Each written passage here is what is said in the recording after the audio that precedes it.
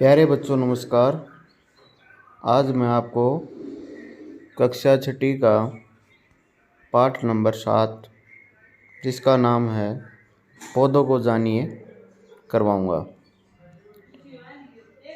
प्यारे बच्चों, जैसे कि आप सभी जानते हो कि अभी तक हमने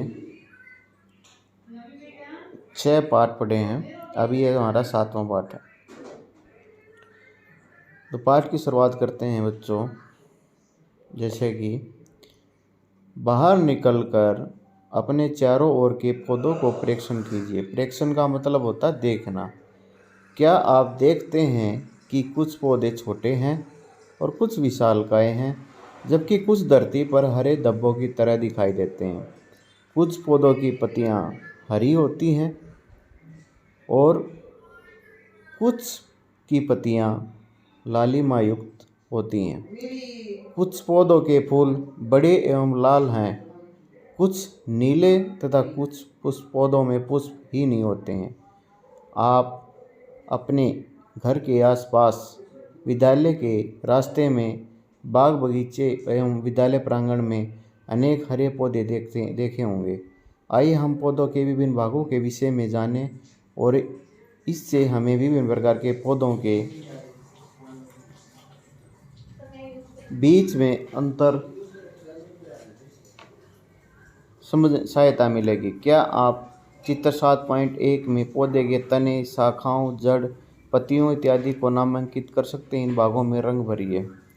तो ये चित्र दिखा रखा है बच्चों, ठीक है। इसमें आपने इस पौधे के विभिन्न जो भाग हैं वो बताने हैं, ठीक है। इसमें ये देखो, ये कौन सा भाग है? ये है आपका जड़, ठीक है। यहाँ पे तना है, ठीक है, जड़, तना।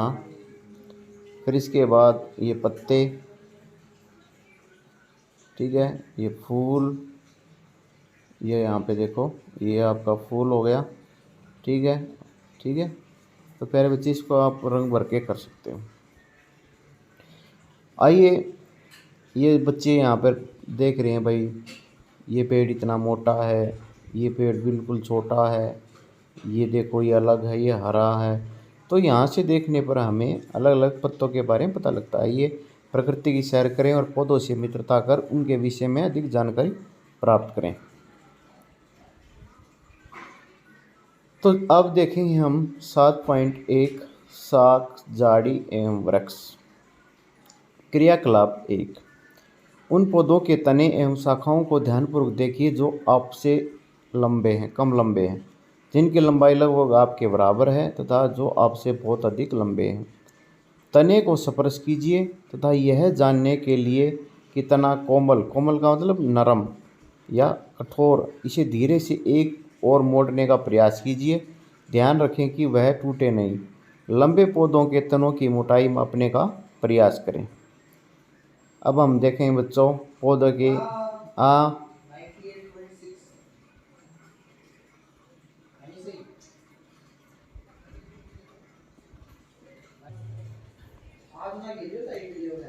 पौधे का नाम।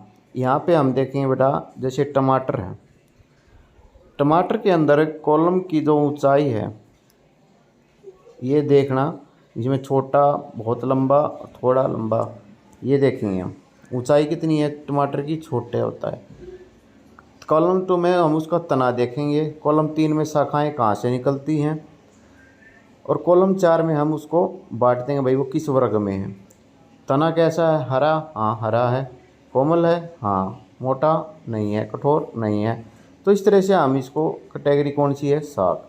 आम में देखो ऊंचाई कैसी है? बहुत लंबा है। हरा नहीं होता तना, कोमल नहीं होता, मोटा होता है, हाँ, कठोर होता है, हाँ, और तने के ऊपर से निकलती हैं शाखाएँ, हाँ। तो वृक्ष हो गया ये। ऐसे नींबू, ऊंचाई बहुत थोड़ा लंबा होता है, तना कैसा होता है उसका? हाँ, यहाँ देखो, हाँ का मतलब क्या है? उसका कठोर होता है। तने के आधार से शाखाएँ निकलती हैं। क्या है ये? झाड़ी है, ठीक है बच्चों। हमें यह भी जानना चाहिए कि शाखाएँ भूमि के पास तने के आधार से अथवा कुछ ऊंचाई के बाद निकलती हैं। अब हम प्रेक्षित सभी पौधों को सारणी 7.1 में वर्गीकृत करेंगे। कुछ उदाहरण दिखाए गए हैं। आप और अधिक पौधों के लिए 1, 2 या 3 कॉलमों को भर सकते हैं। इस अनुच्छेद के बाद के अंश को पढ़कर कॉलम 4 को भरें। अब इसमें देखो बच्चों, ये है यहाँ पे सुझाव। पौधों को कम से कम अक्षति पहुँचे, इसलिए आप 4-5 विद्यार्थियों के समूह में कार्य कर सकते हैं। ये नहीं कि भाई आप भीड़ में जाएं और पौधों को नुकसान पहुँचा दें। यहाँ देखेंगे भाई, कोमल तने वाले पौधों के अध्ययन के लिए खरपतवार का प्रयोग करें। बेटा खरपतवार क्या होता है कि जो हमारी फसल के साथ कुछ अनचाहे पौधे उग जाते हैं अपने आप, उन्हें हम खरपतवार का नाम देते हैं।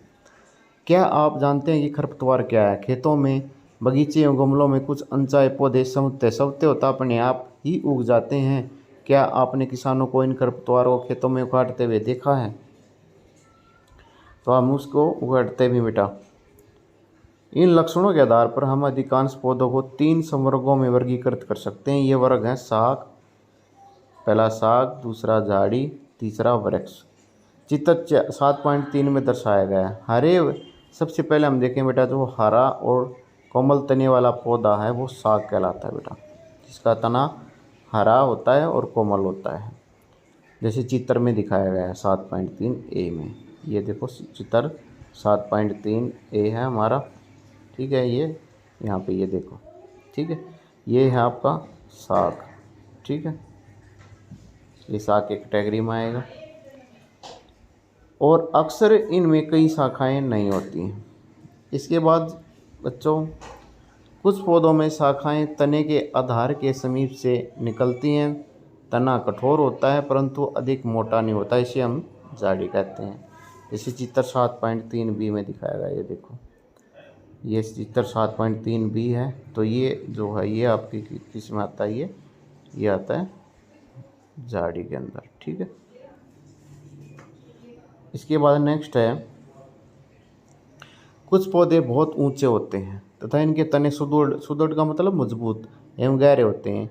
इनमें शाखाएं भूमि से अधिक ऊंचाई पर तने के ऊपरी भाग से निकलती हैं। इन्हें हम वृक्ष कहते हैं, जैसे चित्र 7.3 सी में दिखाया गया है। ये देखो, ये देखो, ये आपका क्या है?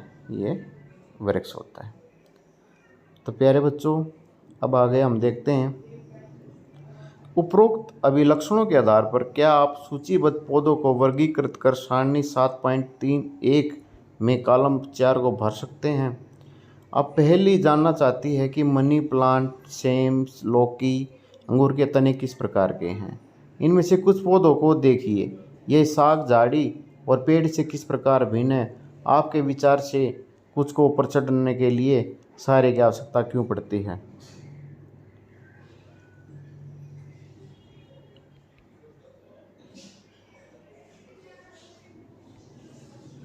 अब हम देखेंगे बच्चों,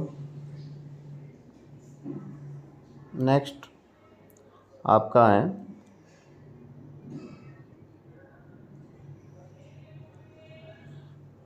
कमज़ोर तने वाले पौधे सीधे खड़े नहीं हो सकते और ये भूमि पर फैल जाते हैं। उन्हें हम विसर्पी लता का नाम देते हैं। उनको हमें विसर्पी लता होती है बेल, ठीक है। विसर्पी लता, जैसे सर्प होता है ना, सांप जैसे लेट जाता है। तो ये देखो आप, ये विसर्पी लता का एक उदाहरण दिया गया है। ये यहाँ पे ज़मीन पे ये फैल गई है बेल, इसकी कद्दू की बेल है ये, ठीक है। इसके बाद जबकि कुछ पौधे सहायता के ऊपर चढ़ जाते हैं, ऐसे पौधे आरोही कहलाते हैं। आरोही जो ऊपर चढ़ जाते हैं, ये साग, झाड़ी और पेड़ों से भिन्न है। तो इसमें ये देखो, ये एग्जाम्पल इसका, एक मनी प्लांट है, ये ऊपर किसी सहारे के ऊपर चढ़ गया है, तो ये आरोही लता कहलाता है। इसको हम आरोही लता कहते हैं, ठीक है। इसके बाद बच्चों, संभवतः आप अपने विद्यालय अथवा घर पर कुछ पौधों की देखभाल करते होंगे। अपने घर में अथवा विद्यालय में पाए जाने वाले वृक्ष, झाड़ी अथवा विसर्पी लता के दो पौधों के नाम लिखिए, ठीक है। तो आप इस तरह से इनके उदाहरण ढूंढ सकते हो, ठीक है। तो इसके बाद बच्चों अब हम पढ़ेंगे कि भाई तना क्या होता है, तने के क्या कार्य होते हैं। ये पौधे का एक भाग है। अपने आसपास के पेड़ पौधों को देखें तथा उनके तने पर पाए जाने वाली विभिन्न संरचनाओं एवं भागों को देखें। अपने अवलोकन की तुलना अपने साथी द्वारा लिए गए अवलोकन से करें। आपने क्या देखा? तने में पत्तियाँ, शाखाएं, कली, फल व फूल होते हैं। ये सब कुछ तने के ऊपर होते हैं बेटा। पत्तियाँ जो होती हैं, पत्तियाँ, शाखाएं, कली, फल, फूल होते हैं, तने में होते हैं सारे के सारे। ठीक है। अब क्रियाकलाप करेंगे हम। आवश्यक सामग्री एक गिलास लेंगे, जल, लाल स्याही, शाकीय पौधा और एक प्लेट लेंगे। ठीक है। इसमें देखेंगे गिलास को 1/3 जल से भरें, जल में लाल स्याही की कुछ बूंद डाल दें, शाक के तने को गिलास में रखें जैसा कि चित्र 7.6 में दिखाया गया है। अगले दिन इन शाखाओं का अवलोकन कीजिए। जैसे बच्चों ये इस तरह से हमने इसको ऐसे करना है। ठीक है। अब क्या देखेंगे हम, क्या इस शाक के कुछ भाग लाल नज़र आते हैं? आपने देखा कि तने में रंग ऊपर चढ़ गया। अगर इसे लंबे समय तक रखा जाए तो रंग पत्तियों और शिराओं में भी आ जाता है। तो क्या आप बता सकते हैं कि यह लाल रंग कहाँ तक, यानी कि यहाँ तक कैसे पहुँचा, किस प्रकार से पहुँचा, कौन मदद कर रहा है? इस क्रियाकलाप में हमने देखा कि जल तने में ऊपर की ओर चढ़ता है, अर्थात तना जल का सेवन करता है, यानी कि वो उसका परिवहन करता है, ले जाता है उसको। लाल स्याही की भांति जल में विलीन खनिज जल के साथ तने में ऊपर पहुंच जाते हैं। ठीक है बच्चों, ये होता है तने का कार्य। ठीक है। तने का काम क्या होता है कि जड़ से जो जल है और जो खनिज लवण है वो ऊपर पहुंचाता है पत्तियों तक। तो प्यारे बच्चों, आज हम यहाँ तक करेंगे। उम्मीद है आपको मेरा पढ़ाया हुआ समझ में आ गया होगा। वीडियो देखने के लिए आपका बहुत बहुत धन्यवाद। अगर आप इसी तरह की और भी वीडियो देखना चाहते हैं तो आप मेरे चैनल को सब्सक्राइब करें, और वीडियो अच्छी लगी तो वीडियो को लाइक करें। आपका वीडियो देखने के लिए धन्यवाद।